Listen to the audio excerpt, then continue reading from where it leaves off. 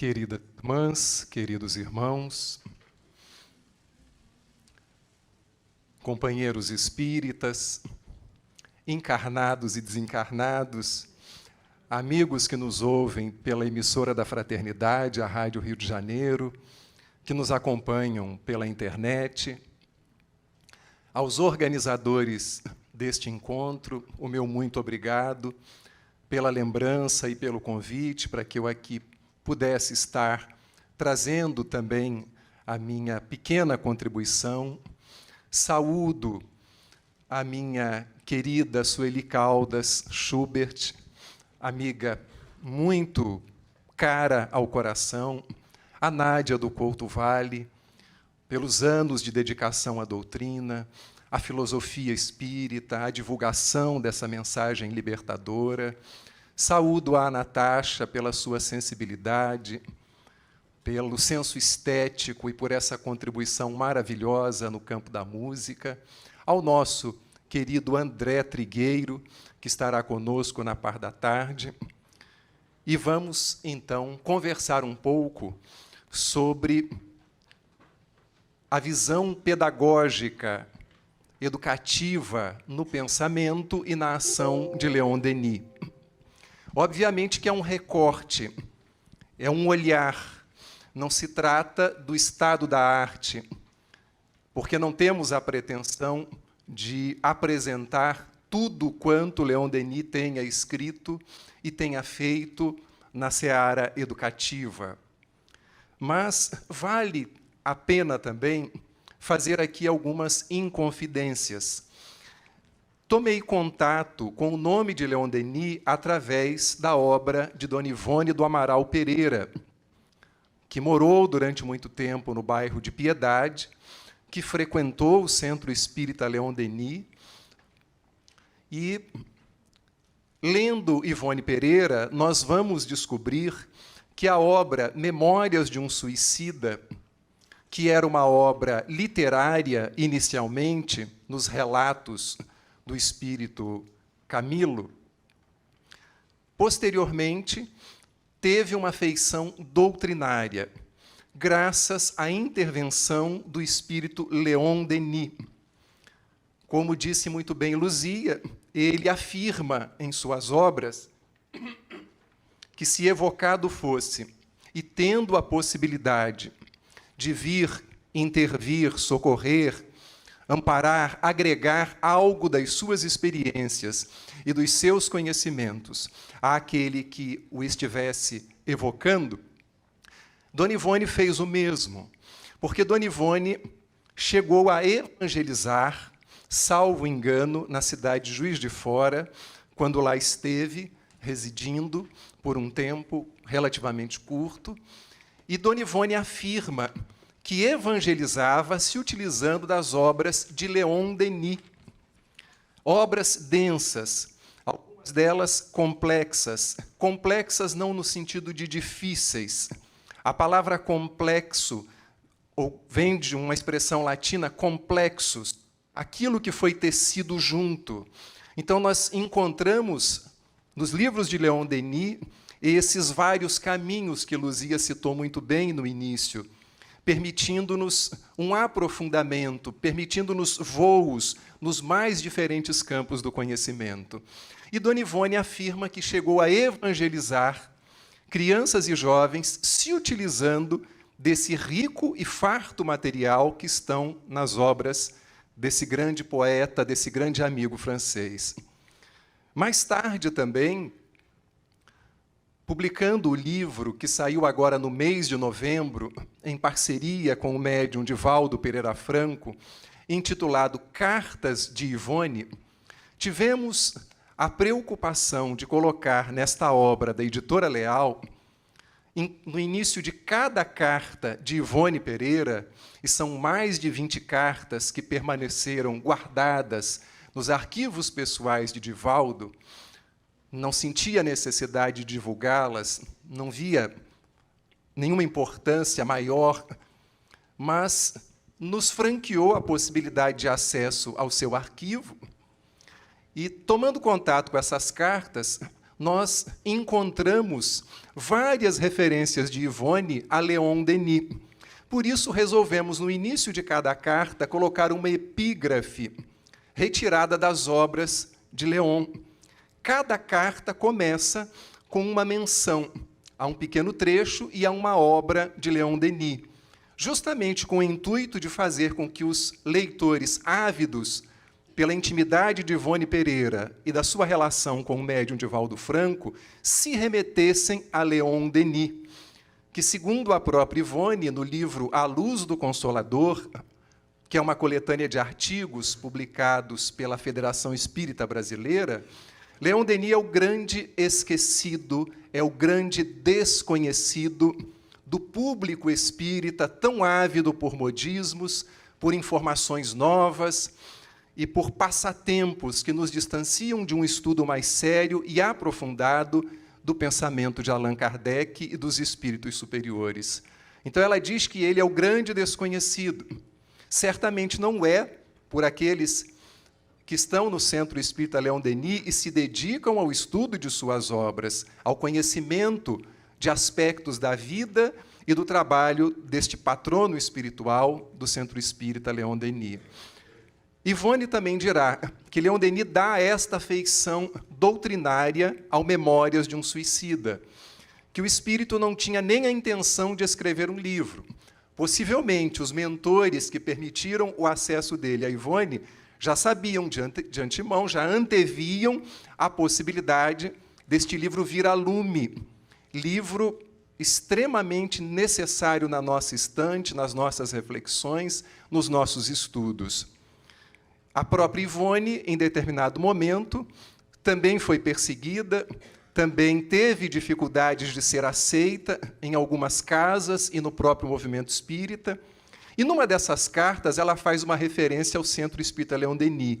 Faz a sua sobrinha, Elizabeth Oppert, afirmando, inclusive, que ela ia se casar com um bom moço, que foi um grande trabalhador da casa de Léon Denis, o Mauro Oppert, e menciona que era uma casa muito séria, que primava pelo estudo da codificação espírita. Ela se referia ao Centro Espírita Léon Denis. E, num período muito difícil da vida do médium Divaldo Pereira Franco, quando ele é alvo de uma perseguição e de injúrias e de difamações, quem esteve ao lado de Divaldo, dentre alguns amigos, e um desses amigos, ou amiga, se encontra aqui, que é Dona Sueli, Dona Ivone recebe uma mensagem do espírito Léon Denis para Divaldo, afirmando, inclusive, que naquela época, nos anos 50, um dos espíritos, que o inspirava, era também Léon Denis. Divaldo vai receber cerca de 15 a 16 mensagens do espírito Léon Denis ao longo de sua vida. Mensagens esparsas pelos diferentes livros mediúnicos já publicados. Ao mesmo tempo, Léon Denis vem dizer a ele o seguinte: meu filho, não procure, se desejas a minha companhia e a minha inspiração, as novidades, porque me atenho mais aos temas clássicos. Gosto muito de abordar a temática espírita estabelecida, inscrita nos livros de Allan Kardec. E Ivone também se refere a Léon Denis como um espírito extremamente discreto, que foge dos holofotes, que não busca nenhum tipo de publicidade ou autopromoção, que ele já era assim em vida e continua sendo assim no mundo espiritual, nas tarefas que realiza junto a diferentes trabalhadores e nos mais diferentes centros onde ele, obviamente, atua. Vale dizer que Léon Denis propagou o espiritismo por cerca de 50 anos, que era também bem-humorado, contava anedotas, à semelhança de Kardec, que, segundo Pierre Gaëtan Lemarie, depois de conversar sobre os assuntos mais complexos da doutrina, quando recebia os amigos para jantar em sua casa, Léon Denis narrava, contava ditos gauleses, fazendo com que os seus convidados rissem. Os que conviveram de perto com Chico e tiveram a oportunidade de conviver com Divaldo sabem o quanto esses médiuns, Chico foi, Divaldo é, extremamente bem-humorado. E a gente ri muito, porque a gente espera só revelações, assuntos graves, e encontramos uma amenidade, uma suavidade. Parece que aquela pessoa nunca falou de espiritismo, porque é uma alegria, é uma descontração, são assuntos do dia a dia, são amenidades, que obviamente fazem com que modifiquemos o nosso olhar sobre esses grandes medianeiros, embora todo o trabalho, toda a renúncia, todo o sacrifício. Me chama também particularmente a atenção o fato de Leon Denis ter fundado bibliotecas públicas, porque, sendo um amante do livro, queria difundir a cultura, queria que as pessoas tivessem acesso ao livro, às informações. Por isso, vai fundar bibliotecas públicas e vai primar boa parte do tempo de sua vida pelo ensino laico, desejando que a educação estivesse liberta de influências de cunho religioso.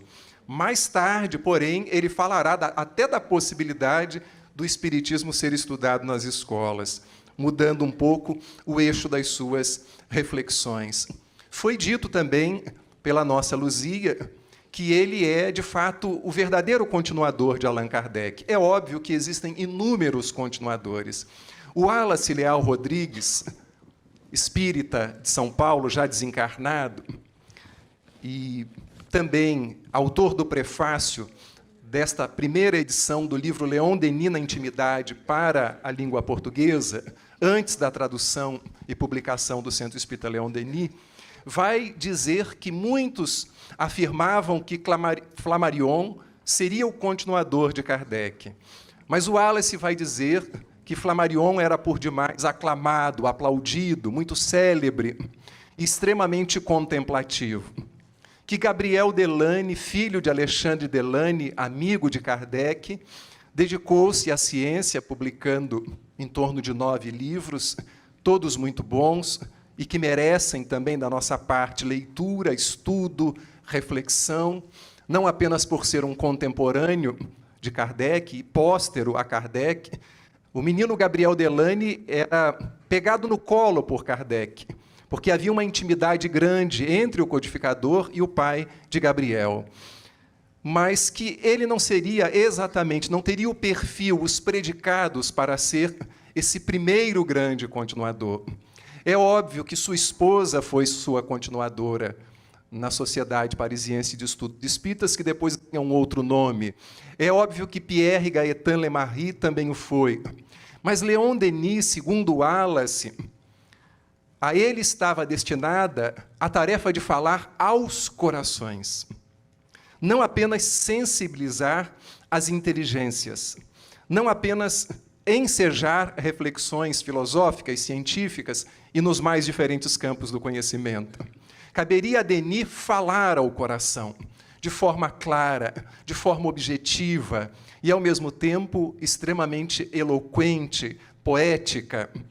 Então, nós vemos Denis se dedicando ao livro, Denis se dedicando às palestras, Denis se dedicando à fundação de bibliotecas públicas, teve também um ensaio na maçonaria, mas a sua vida é pautada na educação. Podemos encontrar psicologia, arte, antropologia, história nas suas obras, mas a mim, quero crer que por força do hábito do cachimbo, embora eu não fume, eu encontro muita pedagogia e encontro muita psicologia, porque tem a ver com a minha área de formação, então o olhar já vai buscando essas pérolas. E nós vamos encontrar Leon Denis afirmando, por favor, passa aí o primeiro slide, o companheiro que está na técnica, lá no Problema do Ser, uma frase que caberia perfeitamente para os dias de hoje. Está lá Denis afirmando: vivemos em tempos de crise. Para que as inteligências se abram às novas verdades, para que os corações falem, serão necessários avisos ruidosos. Serão precisas as duras lições da adversidade. Conheceremos dias sombrios e períodos difíceis. A desgraça aproximará os homens. Só a dor verdadeiramente lhes faz sentir que são irmãos. Parece que foi escrito hoje, que está publicado no jornal O Globo, na Folha de São Paulo, mas é um livro do século passado. Como Leon Denis permanece atual? Como é possível entender melhor Kardec? Primeiro lendo Kardec, estudando Kardec, mas também através das obras desse grande amigo que chega da França, o nosso querido Leon Denis. Quando pensamos neste assunto crise, nos recordamos que a palavra crise, ela tem uma etimologia no sânscrito e uma etimologia latina, que vem de kir, ou cri, que nos remete a crisol. E crisol nos faz pensar num cadinho. Eu sempre, quando li a palavra cadinho nas obras de Chico Xavier, eu pensava, isso deve ser um equívoco na filtragem, deve ser uma coisa de mineiro. Vamos tomar um cadinho de café? Vem comer um cadinho de pão de queijo? Mas isso era fruto da minha ignorância, até que eu tomei vergonha na cara e fui procurar o significado da palavra cadinho, que nos remete àquele instrumento utilizado pelos ourives para separar os metais que são aquecidos. Isso e esse é o cadinho. Os metais são elevados a alta temperatura. Então a palavra crise nos remete também a cadinho. Estamos num grande cadinho depurador. E tenho divulgado bastante e citado, quando me convidam para falar, uma mensagem recebida por uma médium mineira, que eu não posso revelar o nome, apenas a sigla, SC. E essa médium recebeu uma mensagem do espírito Eurípides Barçanufo numa das outras crises pelas quais passou o nosso país. E me recordo de uma frase porque o vocabulário rebuscado me chamou a atenção. E de tudo eu gravei essa frase, que reproduzo agora aqui junto a vocês. A terra não é uma nau à matroca, não é um navio à deriva. Jesus está no leme, não vamos sossobrar, não vamos naufragar.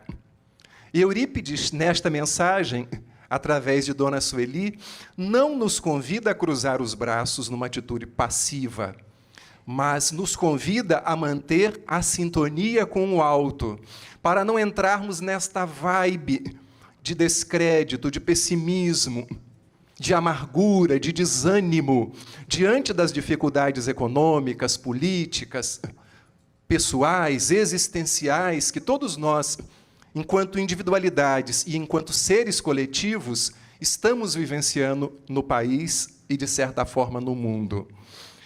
Então, Leon Denis afirma também, no preâmbulo deste livro que está sendo lançado hoje, tornou-se evidente a todos os pensadores que as sociedades humanas jamais alcançarão um estado de paz e harmonia através dos meios políticos. Elas o farão antes pela reforma interior e individual, isto é, através de uma educação e de uma preparação moral que melhore a coletividade ao aperfeiçoar cada indivíduo. Leon Denis não desqualifica a política, mas nos faz ver que, se queremos homens éticos no poder e na liderança das diferentes áreas, das diferentes instituições públicas, deveremos nos voltar para a formação das novas gerações. Isso encarece a importância da evangelização infanto-juvenil nos centros espíritas, porque em muitos momentos encontramos centros totalmente e exclusivamente voltados para as questões mediúnicas, que obviamente reclamam também uma visão pedagógica, porque o médium precisa estudar, precisa educar suas faculdades.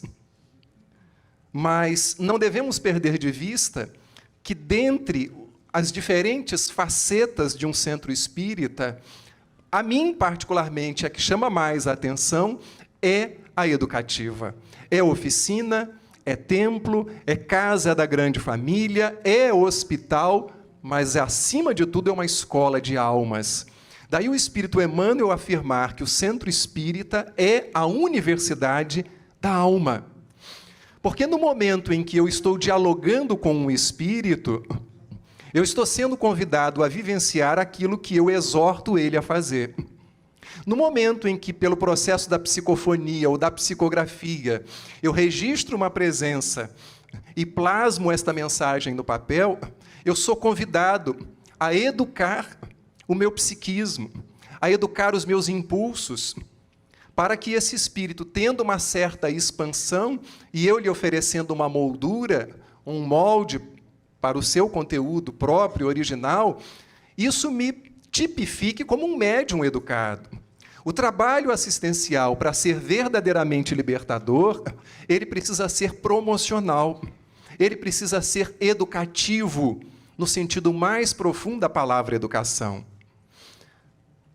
Quando pensamos num expositor espírita que fala, seus ouvidos registram primeiro do que o público que lhe ouve, lhe convidando a vivenciar aquilo que ele está também recomendando para os seus ouvintes.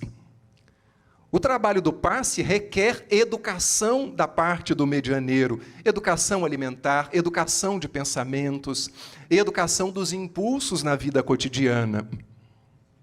Por isso, a meu ver, o Centro Espírita é uma grande casa de educação, que mereceu do espírita baiano, radicado na Baixada Fluminense, Leopoldo Machado, um dos grandes divulgadores da doutrina espírita pelo Brasil, uma obra intitulada O Espiritismo, Obra de Educação, na qual ele aponta os fundamentos que fazem da doutrina espírita essa grande obra pedagógica. E é pedagógica não apenas porque Kardec foi um grande educador, o professor Rivail ou Rivaio, não apenas porque foi educado na cidade de Verdun, ou Yverdun, como alguns preferem, por um grande educador suíço chamado Pestalozzi.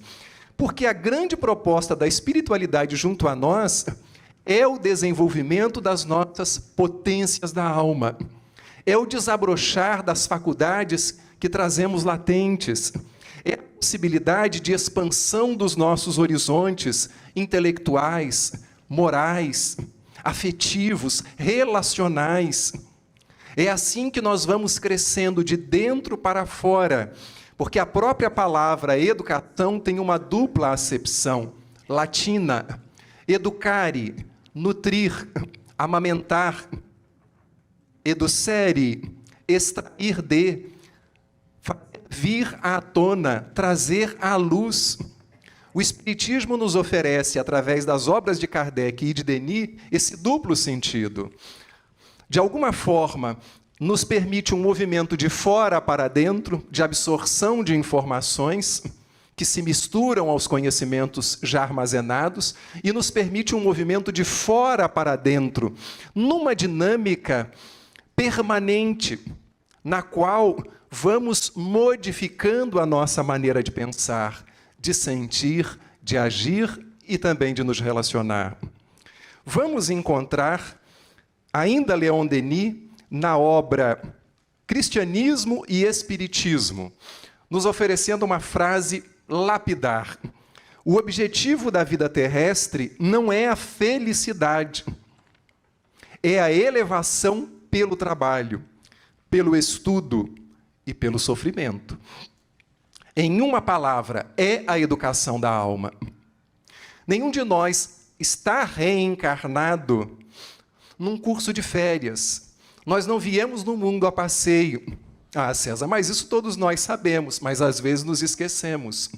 E quando Denis fala da importância do sofrimento, não está nos convidando a uma postura masoquista. Obrigado. Não está nos convidando a uma postura de quem se vitima, mas está ressaltando que o sofrimento não apenas tem um caráter reparador, expiacional, provacional, o sofrimento também tem um caráter evolutivo, de despertamento, de fazer vir à tona essas potências da alma que se encontram latentes. Por isso ele afirma que o objetivo da vida não é a felicidade vem como consequência. Em O Livro dos Espíritos encontramos Kardec e a espiritualidade nos afirmando que a felicidade não está na juventude, não está no dinheiro, a felicidade não está na posse da beleza, porque se assim fosse, todas as pessoas abastadas seriam felizes, todas as pessoas jovens estariam regozijando, todas as pessoas muito belas do ponto de vista estético, embora seja relativa essa coisa de beleza, de feiura, do que é belo, do que não é, todas elas seriam pessoas ajustadas, harmonizadas com elas mesmas e no seu círculo de relações. Então a felicidade vem da consciência tranquila. Chico Xavier perguntou a Emmanuel se ele tinha um sinônimo de felicidade. E Emmanuel, de forma muito lúcida, típica da sua envergadura espiritual, disse: Chico, para nós, espíritos esclarecidos, não disse espíritos superiores. Felicidade é sinônimo de consciência tranquila. Então, se você tem a consciência tranquila, isso já é motivo para que nos sintamos felizes. Portanto, não estamos aqui para sermos felizes a curto prazo, mas a médio e longo prazo. E podemos gozar da felicidade relativa, acessível e possível, dependendo do nosso estilo de vida, dos valores que estejam estruturando a nossa existência. O mesmo Denis nos afirmará, por exemplo, no livro O Grande Enigma. É preciso refazer completamente a educação da juventude. Se quisermos acelerar as vitórias e os progressos do século vindouro, é preciso que tudo em torno dela, homens e coisas, artes e ciências, literatura, tudo lhe fale de grandeza, nobreza, de força, de glória e de beleza. Um grande educador brasileiro, já desencarnado, e autor de livros também, o professor Paulo Freire, afirmava que antes de uma revolução pela educação, nós precisaríamos de uma revolução na educação. E isso serve para os nossos encontros de evangelização. Isso serve para toda esta dinâmica de funcionamento das casas espíritas. E não estamos propondo nenhum tipo de radicalismo ou de modismo, mas a gente precisa diversificar as técnicas, a metodologia, para que o espiritismo se torne mais palatável, sairmos do hermetismo, deixarmos de ficar conversando apenas sobre o sexo dos anjos e falar numa linguagem que as pessoas entendam, o que não significa nivelar por baixo, mas também há pessoas que nivelam muito por cima e aí acabam falando para si mesmas, numa atitude tipicamente narcísica. A gente precisa comungar, a gente precisa repartir, a gente precisa usar de uma linguagem que não apenas sensibilize, provoque reflexões e convide a uma mudança de comportamento. O Espiritismo nos permite, por mais árido que seja o tema, trazê-lo para o cotidiano. Seja perispírito, seja êxtase, seja sonambulismo, seja o que for, aí cabe ao trabalhador da área da divulgação tornar esse tema palatável, ilustrar com exemplos cotidianos, mas isso ninguém consegue por osmose. É preciso se dedicar ao estudo perseverante da doutrina, como está posto por Kardec na introdução de O Livro dos Espíritos. Regularidade, continuidade e recolhimento. Claro que os romances nos ajudam, mas se nos dedicarmos exclusivamente e tão somente nos romances, ainda que sejam os belos romances de Vitor Hugo, por Divaldo e Zilda Gama, os belos romances de Emmanuel por Chico Xavier, os belos romances psicografados ou inspirados a Ivone Pereira, nós teremos uma visão fragmentada do Espiritismo. Não nos consta que Leon Denis, em algum momento, tenha recomendado que esquecêssemos Kardec e nos detivéssemos exclusivamente nas suas obras, porque suas obras são um desdobramento das obras de Allan Kardec, que são as obras do mundo espiritual superior, são as obras inspiradas pelo Cristo, que é o grande médico das almas. Por isso, nós precisamos de uma revolução na educação, antes de pensar numa revolução pela educação. Encontraremos também, no livro O Problema do Ser, nesse pensar de trechos sobre educação, nas obras de Leon Denis, a seguinte frase: é pelo aperfeiçoamento moral e social e pela sólida educação da mulher que a humanidade se há de levantar. Vou repetir, porque essa frase até me deixou surpreso. Vamos lá, de novo. É pelo aperfeiçoamento moral e social e pela sólida educação da mulher que a humanidade há de se levantar. Claro que há o concurso nosso, masculino, mas venhamos e convenhamos que a colaboração feminina está há anos-luz na nossa frente. Uma amiga me disse uma vez, de uma forma jocosa, e que já tenho repetido inúmeras vezes, ela disse assim: César, você sabia por que o espírito, depois que reencarna como mulher, não reencarna mais como homem? Eu falei, mas onde é que está escrito isso? Eu não sabia disso. César, o espírito não regride. Ok.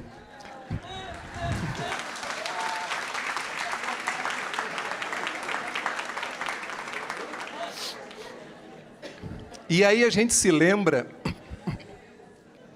que Kardec foi criado pela mãe, que muito cedo ele ficou órfão de pai.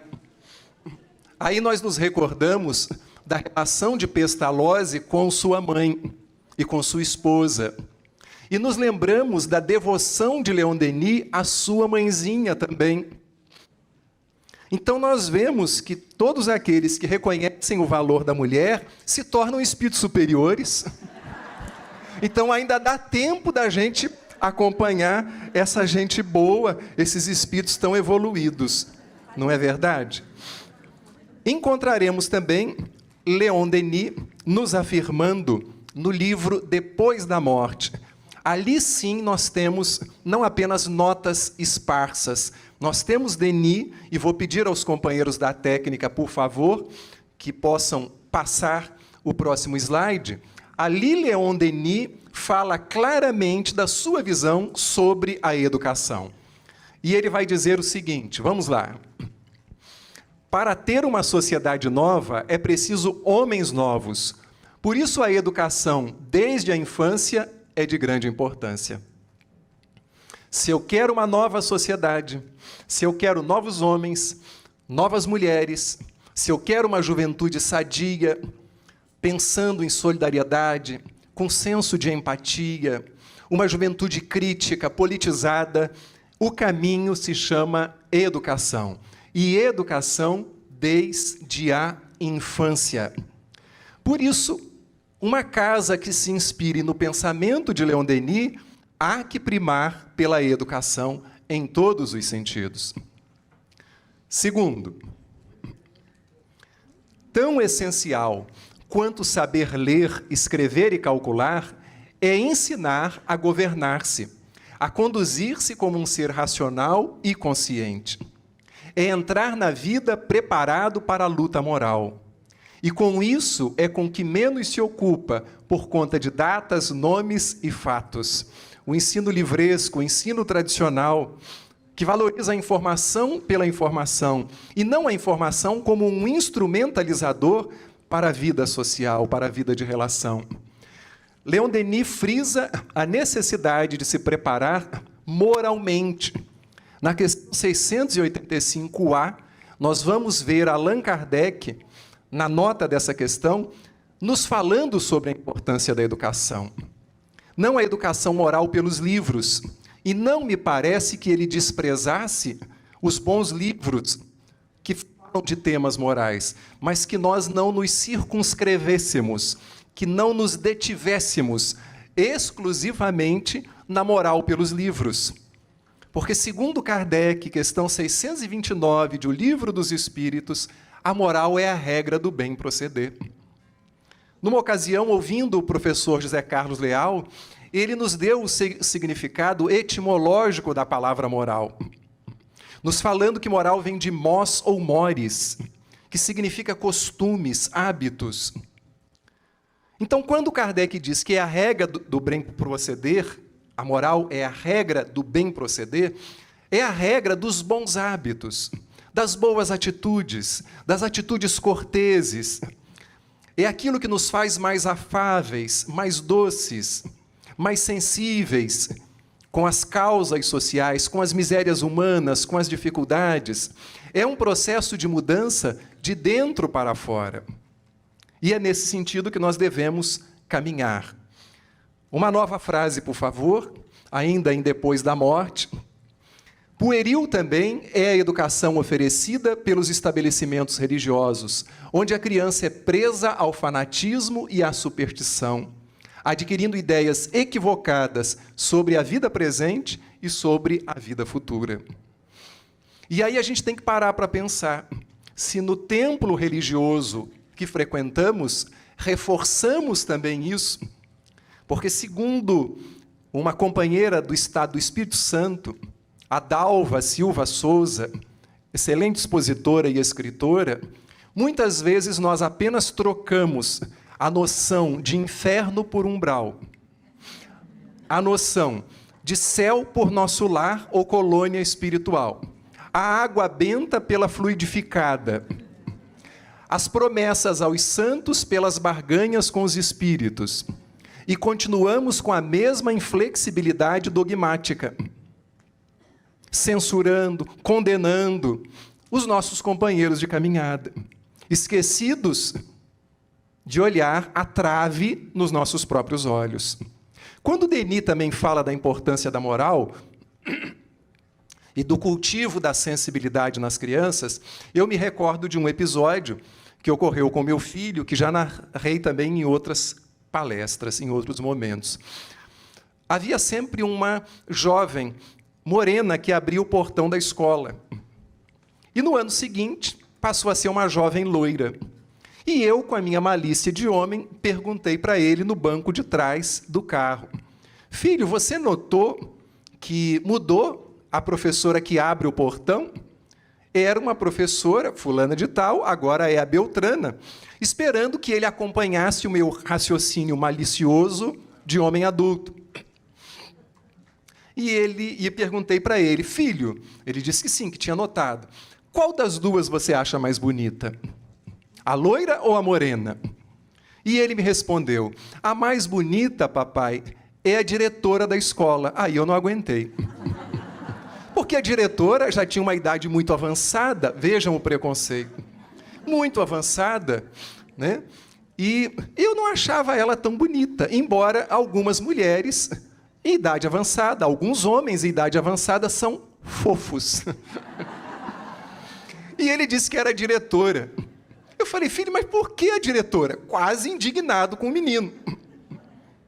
E ele disse: porque quando a gente cai e machuca a perna, o joelho, papai, é ela que passa o remédio para a gente ficar bom. É ela que dá um copo com água, que conversa com a gente. E eu tomei um soco na boca do estômago. Eu, com o meu conceito masculino, machista, preconceituoso, e ele me dá de retorno a ideia de que beleza não se mede pelo exterior. Beleza é esse acordo entre o conteúdo e a forma, mas é, sobretudo, o conteúdo que faz com que uma pessoa seja bela. O que não significa que venhamos a andar por aí de qualquer maneira, não é mesmo? Mas ele me traz esse conceito. E para eu não entrar em depressão e voltar para a minha terapia, eu me lembrei, mas eu também estou colaborando para ele desenvolver esse senso estético. Vamos em frente, por favor. Para corrigir-se um caráter difícil, é preciso ter perseverança, firmeza, uma ternura da qual somente o coração de um pai ou de uma mãe é capaz. Se os pais não conseguem, como aqueles que conduzem muitas crianças poderão fazê-lo? É a tal terceirização. Então, eu terceirizo para a escola, eu terceirizo para a evangelização. Tem gente que terceiriza até sua evolução. Você vai ao centro, reza por mim. Põe meu nome lá na reunião de vibração. Estamos terceirizando a nossa evolução, quando a responsabilidade é nossa. Se nós não fizermos por nós o que depende exclusivamente dos nossos esforços e iniciativas, os espíritos não farão, o Cristo não fará. Porque existe o respeito à nossa autonomia, à nossa liberdade de escolha. Seguinte, o afeto demasiado para uma criança está repleto de perigos. Olha que coisa, ele não teve filhos, adorava gatos. No entanto, tinha uma visão acurada, e ainda tem, sobre educação. A vida terrestre é árdua e é preciso preparar-se para ela. Afeto demasiado. Ele não faz uma advertência ao afeto, mas fala do afeto demasiado. Nesse sentido, o livro citado por Luzia Matias, da Madame Claire Balmar, nesse livro, ele nos apresenta o seguinte relato. Nasci na classe dos operários e conheço suas lutas e privações. Meu pai era lapidador de granito, depois se tornou empreiteiro, mas o trabalho faltava muitas vezes e teve que mudar de profissão. Eu mesmo, depois de ter recebido uma instrução sumaríssima, me iniciei como pequeno empregado do comércio e o labor manual não me é estranho. Aos 12 anos, eu já descolava fiãs de cobre na Casa da Moeda de Bordeaux, e meus dedos de criança, sob o atrito do metal, frequentemente se tingiam de sangue.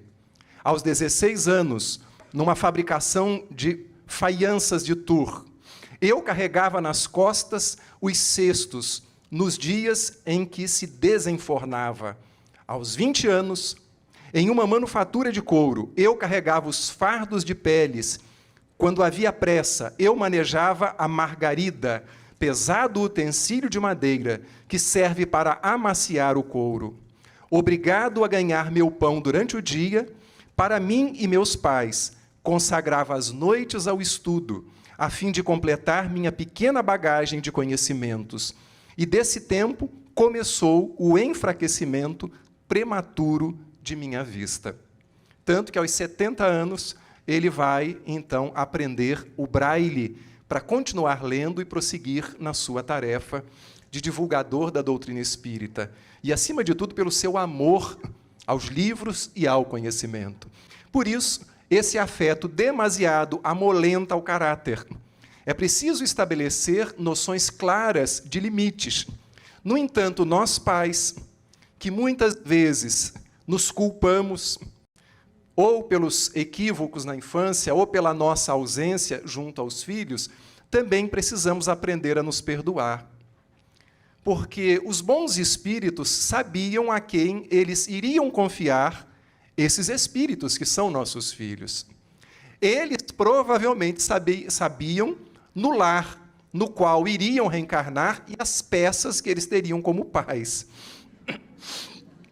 Então, que aprendamos também a nos perdoar. Uma ocasião, uma senhora me disse assim: você poderia me dar algumas dicas de como eu poderia educar minha filha?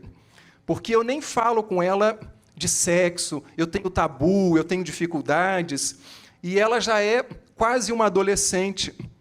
Inclusive, quando ela se menstruou, foi meu marido que conversou com ela. Eu falei, meu Deus, até para isso ela tem dificuldade. E ela, então, me pediu uma pequena receita. E aí, pensando nela, e pensando também nos meus tropeços, nos meus acertos e desacertos como pai e como educador, eu disse para ela o seguinte, escrevi o que eu chamei de uma pequena receitinha de bolo, que, obviamente, precisa ser devidamente adequada dependendo dos espíritos que você tenha dentro do teu lar e dependendo, obviamente, das suas limitações e das suas possibilidades de orientar esses seres. Primeiro, não tente se corrigir no seu filho.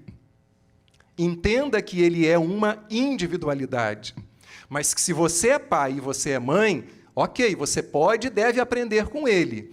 Mas se ele é seu filho, ele veio para aprender com você.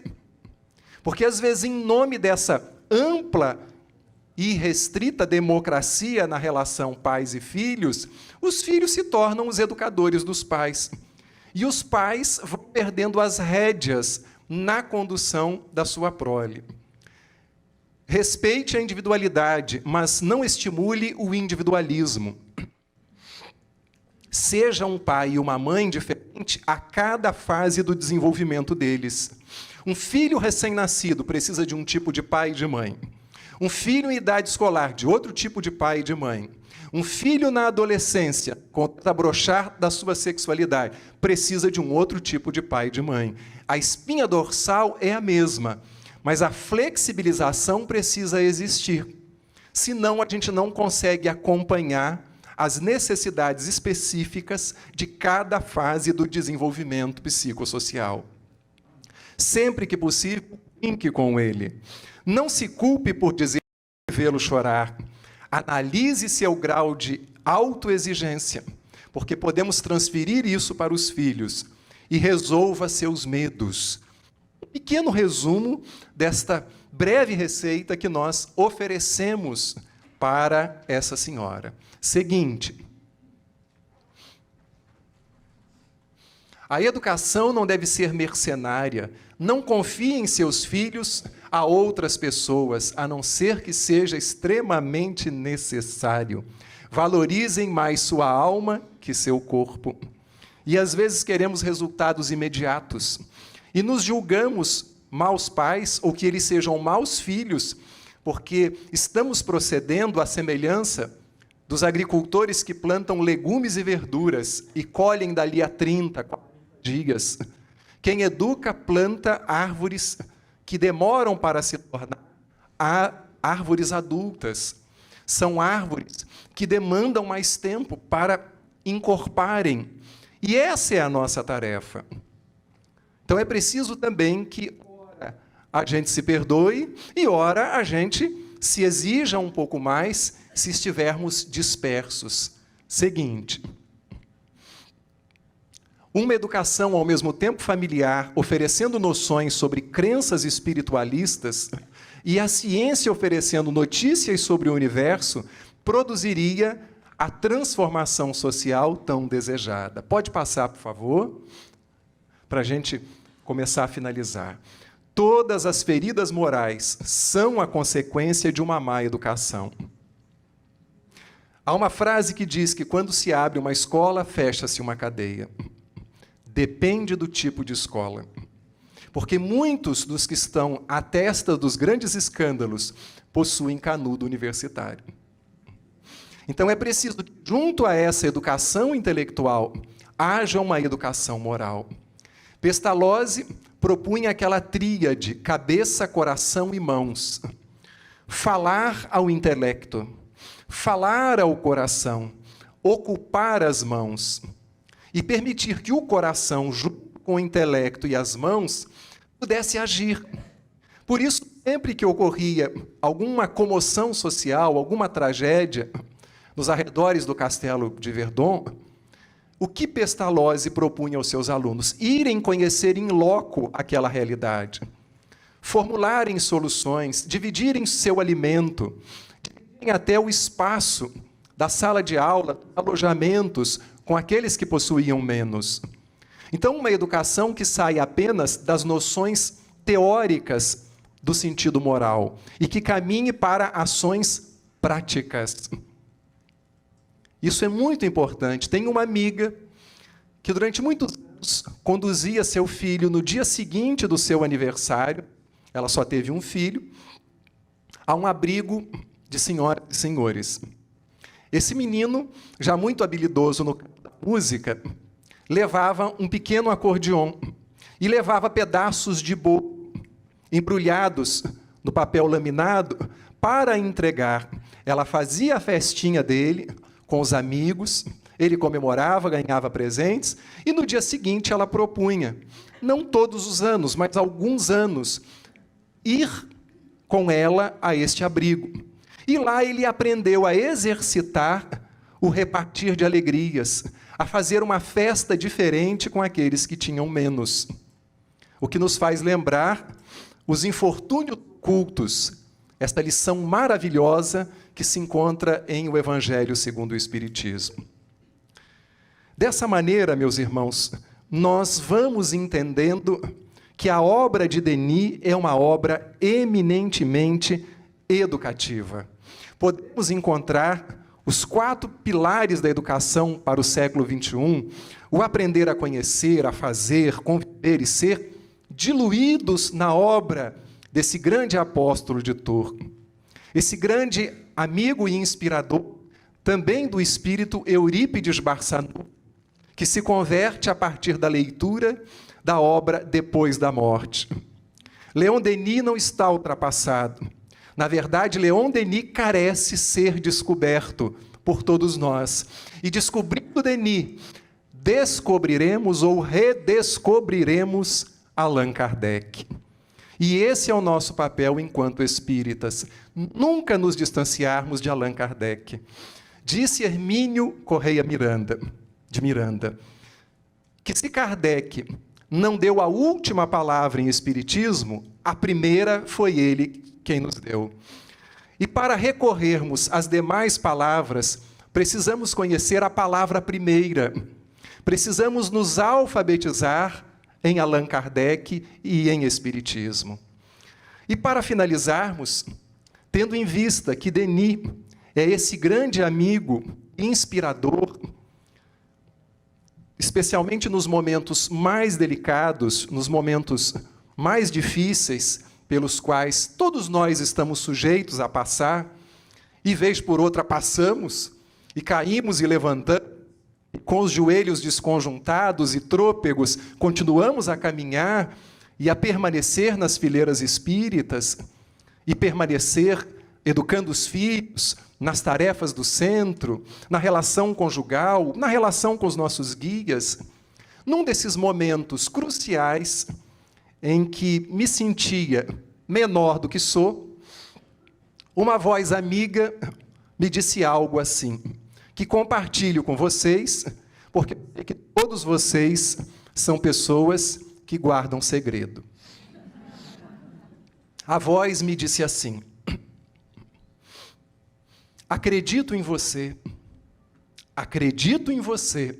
no que pode e sabe fazer, na sinceridade das tuas intenções, na legitimidade do teu suor, na ternura do seu olhar, no seu sorriso amigo e fiel.